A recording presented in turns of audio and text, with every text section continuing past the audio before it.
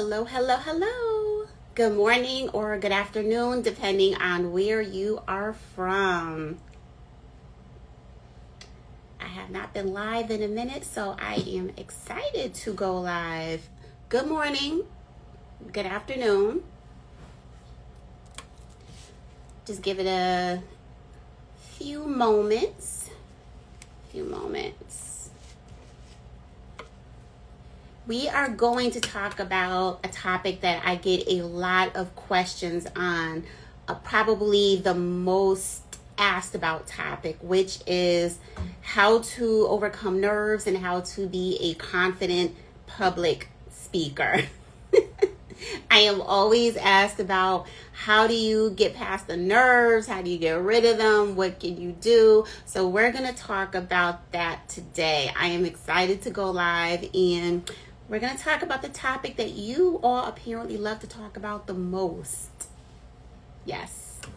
Even speakers who have been speaking for a little while, they have some experience, they still might not feel that confident. So I get questions from them too. It's not just the speakers that are new, that are novice speakers. So I am excited to talk about this topic.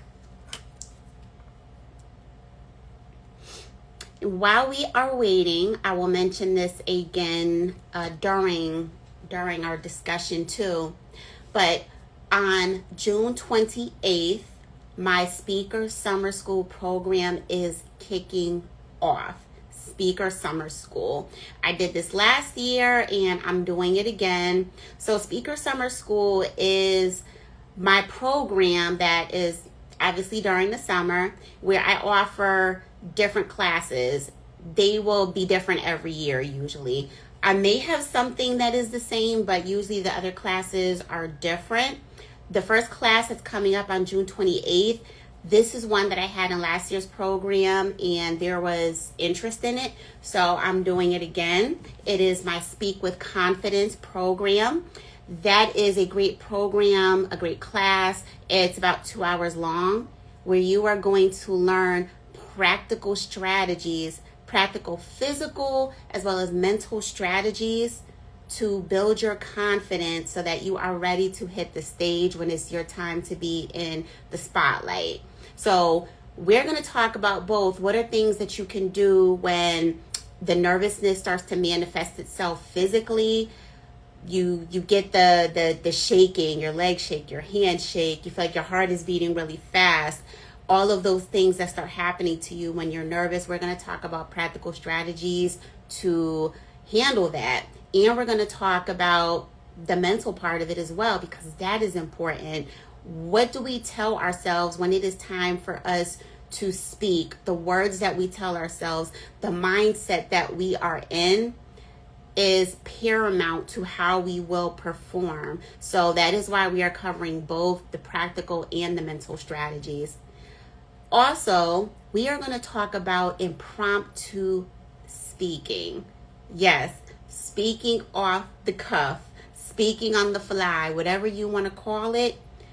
It's basically speaking where you weren't prepared for it. You didn't know you had to speak, but now you do have to speak. You were asked a question on the spot. What do?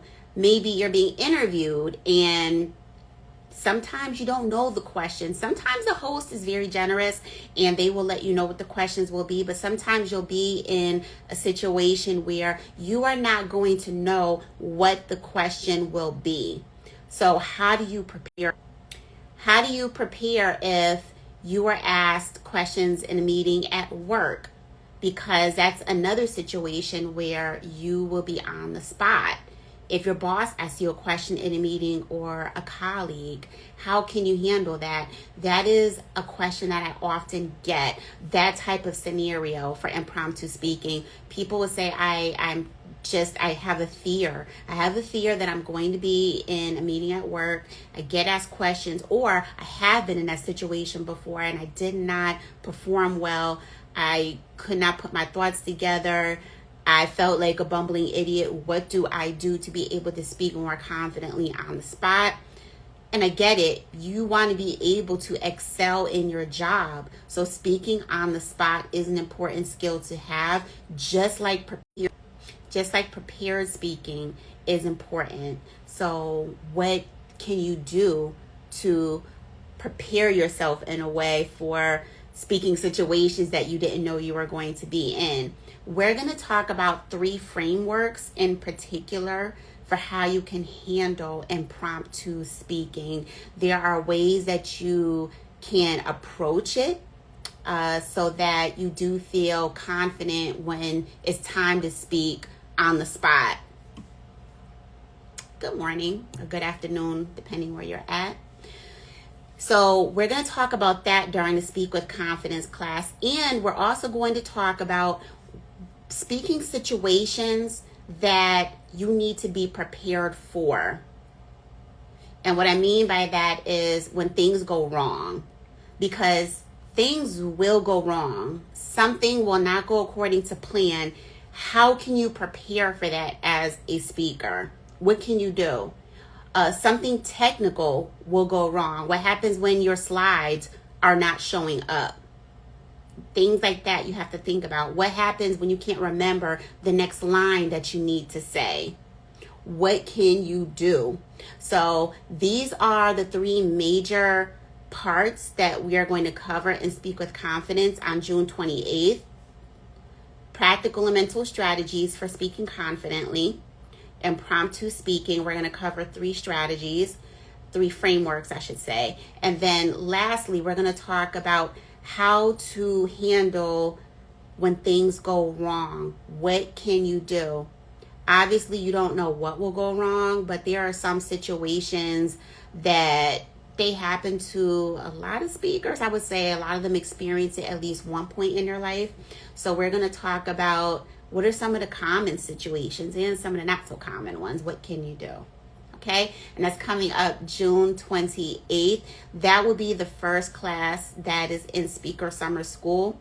The second class is coming up on, let me make sure I have the date here. It will be July 26th. That one will be ChatGPT and public speaking. So AI-powered public speaking, because ChatGPT is here. It is not going away. So we're going to talk about how can you use this tool to your advantage when it comes to public speaking. It does not have to be the enemy, depending on how you look at it. Some people might look at it that way. There are other people who might look at it, oh, great, well, now I can use it to write my whole speech. No. This is not that type of class. I am a big believer in writing your own speech. People need to hear things in your own words. We need to hear your perspective, not a machine platform's perspective. So we're going to talk about how to use it for your benefit as a speaker. It is amazing what it can do. I have been actively using it for over a year now. So I'm going to talk about what you can do, different ways that you can use it as a speaker, how to create the prompts, the best prompts to use, the do's and don'ts. So we're going to cover all of that. And then the last class in Speaker Summer School will be in August. It will be August 23rd. That class will be about engaging your audience. Engage your audience like a pro. So we're going to talk about all the ways that you can hold your audience's attention before you even hit the stage, because there are things that you can do before the day of your speaking engagement, things that you can do in advance. We're going to talk about that. We're going to talk about what to do at the beginning of your speech, because those first few minutes are critical. First few seconds, I should say. You got a few seconds to get the audience's attention. So we're going to talk about what you can do. And then things throughout your speech that are important for you to be mindful of to keep your audience's attention. So those are the 3 classes that are going to be coming up this year for Speaker Summer School. You can register for 1, for 2, or all 3. And it will be over Zoom. And I hope to see a lot of you there. There's something for everybody in Speaker Summer School. Whether you're a new speaker or whether you are an experienced speaker. There's always something to learn. But let's get into today's topic. You probably see it scrolling here across the top or at the bottom, but we're going to talk about what confident speakers do differently. What do confident speakers do differently than other speakers that helps them to have that confidence, that self-assurance when they hit the stage? What are things that they do? We're going to talk about that. So I have 3 that I'm going to cover. The first one is that confident speakers take practice seriously. They take practice seriously. And if you see me looking over, it's just because I have my notes here and I want to make sure I don't want to forget anything important to tell you, something that is crucial to tell you. But speakers who are confident, they take preparation seriously. The reason that I am mentioning this first is because you will not believe how many speakers, when I have discovery calls and they tell me that they get really nervous anytime they have to do any speaking, they feel like the butterflies are taking over, they feel like they want to fall through the floor, the nervousness feels unmanageable. The first thing I always ask them is, what is your practice? What is your practice routine like? What are your practice sessions like? In particular, how far in advance do you start preparing or practicing your speech? How far in advance? They will usually tell me I start 2 to 3 days in advance of my speech. You're a new speaker. You're someone who's still not comfortable with speaking, yet you are only giving yourself 2 to 3 days to start practicing before your speech. That is not going to work. That is a huge reason why you are nervous. You are not even giving yourself enough time to ingrain the material, to look at what you've written, to say the words out loud. That takes time. Practice is often skimped on when someone tells me that they are nervous about speaking. You cannot do a half job when it comes to practicing your material, especially if you are a newer speaker. You cannot skimp on that. I think that people truly underestimate the practice process when it comes to giving a speech. They think that, I can just read my script over here and I'm just going to know it by 2 or 3 days out. That's not what happens. That's not what happens. We grossly underestimate how much practice time we need. So when we're talking about practice time, you really do have to allow yourself a few days. Here is what I recommend. And let me say this, practicing is the hard part, speaking is the easy part. That might sound unbelievable. Practicing is the hard part, speaking is the easy part. The first thing that you need to do is, I always recommend writing your complete speech out. Write the whole script out. This is because you do need to have a structure. You need to have a structure to your speech, and you need to get it down on paper. We need to know how the speech is going to flow. Okay? It needs to be organized. The audience needs to be able to follow it easily. So we need to get this out of our head. We need to get our speech on paper. It needs to come out of here and it needs to come into real life onto paper. Okay? That's the first thing. Once you have that there, then you take some time to actually read it over. This is not about perfection at this point. This is just you reading it over because you want to get it ingrained. It's not about memorizing it word for word. It is just so you get yourself familiar with the material, familiar with the order of it. Okay? The opening, the first point, the second point, the third point, your conclusion. You need to get it in your head. You need to see how it flows, okay? Secondly, write an outline.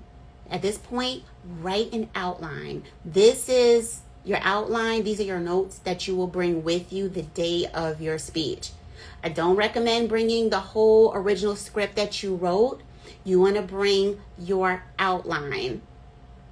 Number one, you don't want to bring your whole script, because should you lose your place during your speech, it's going to take you a little bit of time to sit there, look through that whole script to figure out where you left off and where you need to be now. You're going to be sitting there looking through that 12-point font trying to figure out where you are. You want to create notes for each section of your speech. For the opening, your first point, your second point, your third point, your conclusion. Each section for your notes will have key phrases, key words that will help jog your memory. Okay? So you want to have any facts, any data. Are there any important quotes that you don't want to forget? Something that is key that you feel you need to actually include in your notes for that section. Something you don't want to forget. Any important words or phrases, that's what you need to put down as part of your notes for each section. And these notes need to be in a bigger font than 12 point. I'm recommend something in like the 20 to 24 range. It needs to be big so that when you glance down at your notes, you can easily see what section that you're in, and it'll help jog your memory about what to say next, okay? It's easier to glance down if the font is big than if it's small and you're trying to figure out where you're at in your notes. And also make your sections, the sections of your notes, a different color. So the opening, for example, will be purple. The first point will be in red. The second point in blue. The third point in orange. So on and so forth. Again, should you need to look down at your notes while you are speaking, it will be easier for you to know which section to look at. I know I'm in the first point still. I know that was red, so that's what I'm going to look at. You want to make your notes work for you and make it as easy as possible. So that's why I do recommend bringing notes and not a script the day of your speech. But back to the practice. So you want to create notes. Now, once you have your notes written out, you want to be able to practice in chunks, what we call chunking practice. This is where you are just going to speak out your speech. Again, you're not looking for perfection at this point. I just want to see, am I able to recall the gist of each point in my speech? So the first point, can I easily off the top of my head say what that first point is about? What is the grand theme of that first point? And then what is the supporting material that's in that first point? I'm just gonna recite it. Again, I'm not looking for perfection. I'm just trying to make sure that I know what that first point is about. And then I'm gonna move to the second point and do the same thing. What is the overarching theme of that second point? Do I know it? What's the supporting material? What's the content, in other words, of that second point? Can I easily recall those sub-points that are part of it? And then the same thing for your third point. If you find that you can do this easily, you are well on your way with knowing your material, okay? Notice that I said knowing your material, not memorizing your material. It's different. When I know this material is deep here. It's deep in my bones. I know this information in and out. I'm not so focused on the specific words that are used. I am focused on communicating the meaning of this point, the meaning of this sentence that I'm saying. What is the message behind it? It's not so much about the exact words. It's about what am I communicating.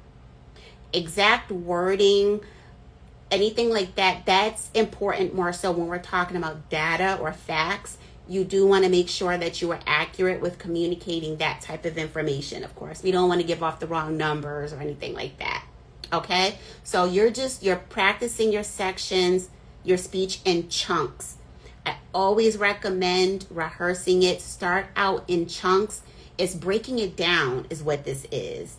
It is so much easier to practice section by section at first before going through the entire speech. Okay? That's what I always recommend. Practice it in chunks first to see if you can recall the material. Now, once you have done that, then you are ready to do a full-on practice session of all your material that you've written. From your opening all the way to the conclusion, this is what I would call the real practice. So, do you have your opening down cold? It is important to know your opening. If you can start out on a good note with your opening, that confidence is going to carry the rest of the way through your speech to the end. That's why it's important to know your opening. It's going to help you to feel really good, really confident. I can do this the rest of the way through your speech. So right now, you're going to do a real speech practice. I am going to be mindful of my body language, my gestures. I'm actually going to be practicing. I'm going to be doing this speech on a stage, whether it's practicing in my living room, whether I am practicing in the actual facility. Maybe the facility is near you. You can practice in there. You're going to be thinking about your stage presence. You're going to be thinking about your body language. You're going to be thinking about your vocal variety. All of this will be incorporated into the real practice at this point. Okay? This is the real deal. You are practicing the speech as if you are really delivering it the day of to the audience. You are being mindful of the timing. Are you within the time allotted for you to speak? Because timing is very important. You don't want to be that speaker that goes way over and then the event organizer does not want to have you. You want the event organizer to have you back. You want to make sure that you stay within the timing, especially if there are other speakers on the agenda as well. You don't want to cut into their time. That will be disastrous. The event organizer will be put into a predicament. You don't want to do that. You don't want to be that speaker that does that. So staying within time is something that you really are going to be looking at this point during your practice session. Okay? So speakers, confident speakers that do things differently, number one, they take their practice seriously. Okay? Number two, the things that confident speakers do differently, they are authentic. They are authentic. This means being the best version of yourself when you're on the stage as a speaker. Okay? Being the best, notice I stress best, being the best version of yourself. You want to be yourself, yes, but be the best version of yourself once you are in front of that audience. I think what trips some people up, especially new speakers in the beginning, is that you want to be a good speaker. So naturally, you are going to observe what other speakers do. You may watch some TED Talk videos. You might go watch speech contests. You're just watching speakers and what they do. But the thing is, you don't want to become a carbon copy of that speaker. You don't. We don't need another of that speaker. We need you out here. And I always recommend that, yes, whatever a speaker does well, take that and make it your own. Make it your own. You don't want to imitate them so much so that your personality, everything that you are, is not brought to the stage.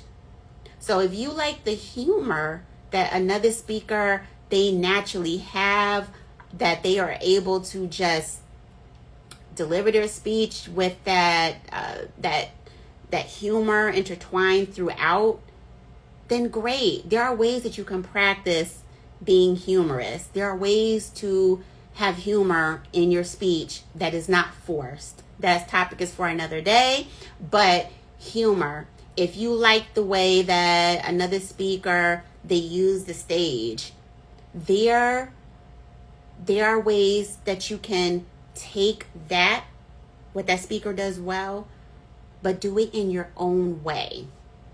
Do it in your own way. We have so many speakers in this world, and everybody offers something different. That's what I love when I observe different speakers.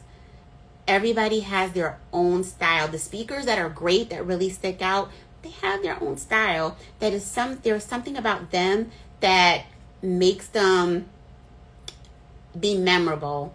They stick out in your mind long after you've heard them speak. But they are really just being themselves, and they've gotten to a point where they have been able to hone their delivery, and they know who they are. They know who they are. They know their strengths. They know their weaknesses, and they are able to capitalize on their strengths and minimize their weaknesses. They take those strengths and they maximize them even more. They amplify them. They are larger than life. I remember once years ago when I was watching a Toastmasters contest. I was in the audience, and one of the contestants, he had a good speech. The content of it was great, I remember. One thing though that stuck out to me about him was that he really sounded like Martin Luther King Jr. If you've ever watched or listened to any MLK speech, and you know the cadence that Martin Luther King has, that then we've got to this and then get to the mountaintop and my children. He has a certain rhythm, a certain cadence that he speaks with. And this gentleman sounded just like him. Now, it is possible that he really did speak that way. I had not heard this man speak in any other context, any other situations. But I just noticed off the bat, he sounded like MLK. And I wondered if he'd watched a lot of MLK and thought that this is what a great speaker is, and he was going to also imitate that style. I don't know. I just remember that he really sounded like Martin Luther King Jr., and I wondered if other people caught that as well. It really is important to develop your own style, and that's something that doesn't happen overnight. That's something that you will get better at with time, which is why it's important to keep speaking. Every time you speak, first of all, you're going to get more confident, but also you're going to know more and more who you are. You are going to start developing your own style. It's going to happen. So that's what confident speakers also do differently. They are authentic. They are not trying to be anyone else. They are trying to be the very best version of who they are. And again, that takes time to develop, to figure out your speaking style.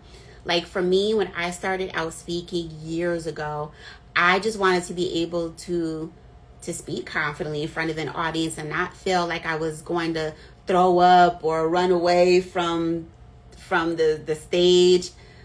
The last thing on my mind was thinking about my speaking style. I just wanted to be able to get through that experience, and I did.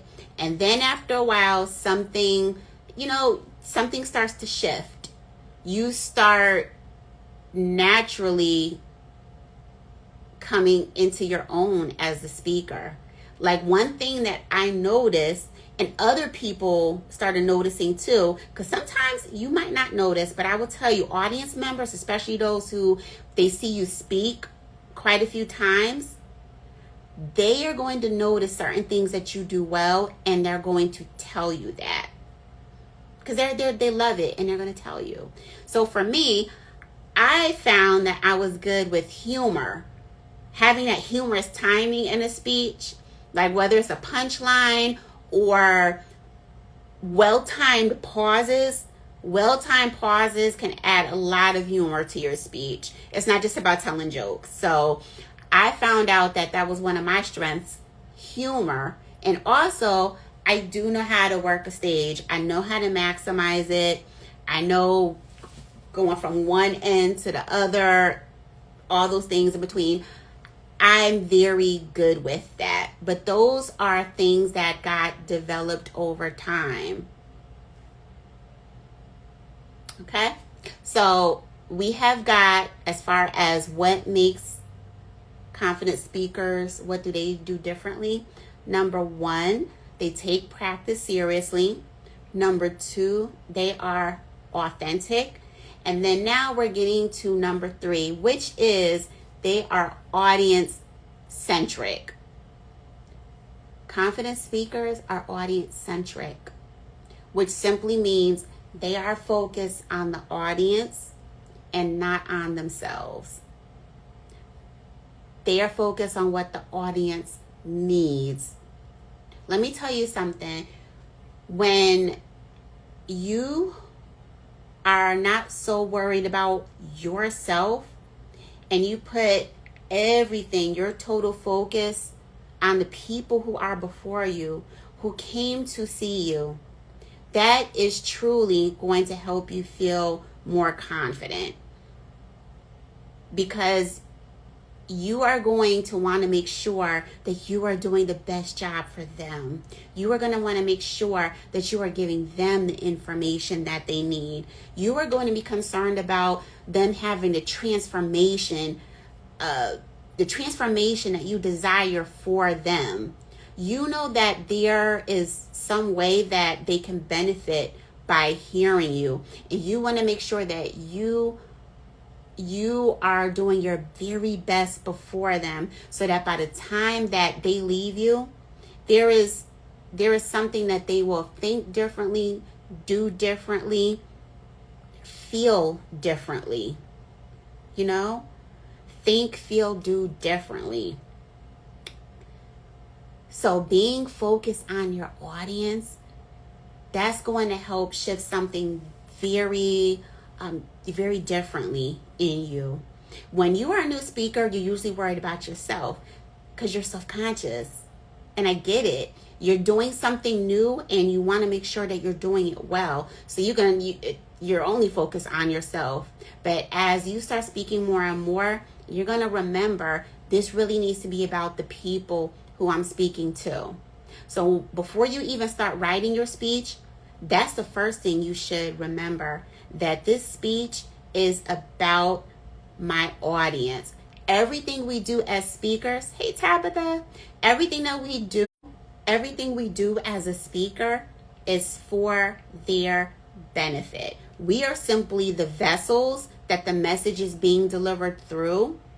We're the conduit, but our audience, they are the ones who this is for.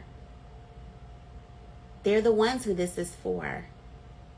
So when you think about it that way, that's going to help you feel more self-assured. It's going to help you feel more confident.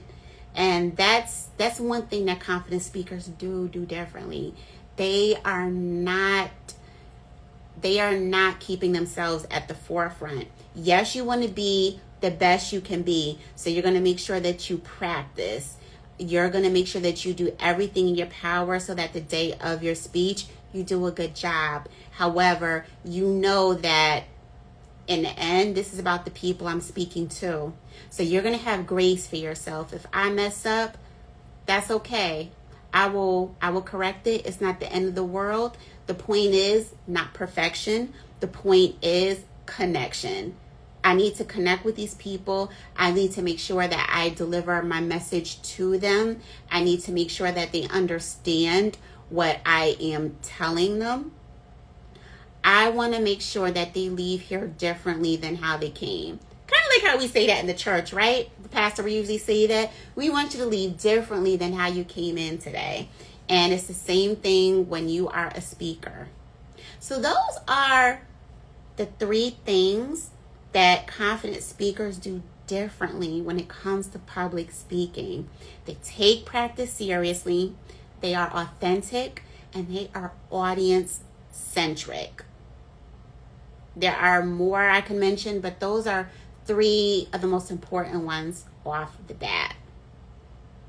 Now, before I leave, again, I want to mention that Speaker Summer School is coming up. It kicks off June 28th with Speak with Confidence. If you are someone who struggles with feeling like you can deliver the speech without falling through the floor, this is for you. This is for you. We're going to talk about all the things, all the strategies, what you need to do to be a confident speaker. We're going to talk about speaking on the spot, and we're going to talk about how to handle when things do not go according to plan. What are some strategies? What are some tactics that you can employ to get through those moments so that it's seamless, okay? Because things do happen. And then in July, we are going to talk about ChatGPT and public speaking, how to use this fabulous new tool. It is an extremely productive tool. So I'm going to show you how to create prompts, the best tips and tricks and do's and don'ts for that, and effective prompts that you can use over and over, no matter what kind of speech that you're doing. And then in August, we're going to talk about how to engage your audience like a pro. A lot of people tell me they are scared of boring the audience. So we are going to talk about how to engage them, how you can engage them before you ever even hit the stage. Hey, Ty. Before you even hit the stage, what can you do to engage your audience, to get their attention, to get them interested, to even see you, to come out to see you before you ever get on the stage before them? And then what are some things that you can do while you are speaking to them?